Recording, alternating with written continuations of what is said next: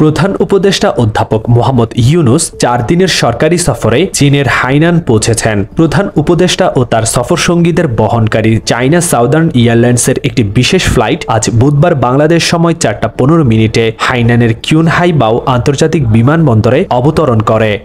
চট্টগ্রামের মিরসরাইয়ে বিএনপির দুপক্ষের সংঘর্ষের ঘটনায় মোহাম্মদ জাবেদ নামের এক যুবক নিহত হয়েছেন। নিহত জাবেদ চট্টগ্রাম শহরের বায়ুজিৎ থানা এলাকার বাসিন্দা জাহাঙ্গীর আলমের ছেলে। আজ বুধবার বেলা 11টায় উপজেলার বারৈয়ারহাট পৌরবাজারের শান্তিরহাট রাস্তার মাথায় এই সংঘর্ষের ঘটনা ঘটে।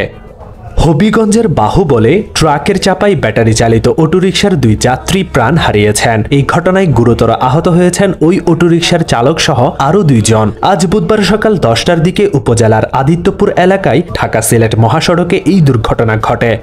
মুন্সিগঞ্জের গজারিয়া উপজেলায় 5 বছরের এক শিশুকে চকলেটের লোভ দেখিয়ে ধর্ষণ চেষ্টার অভিযোগ উঠেছে এক মুদি দোকানির বিরুদ্ধে।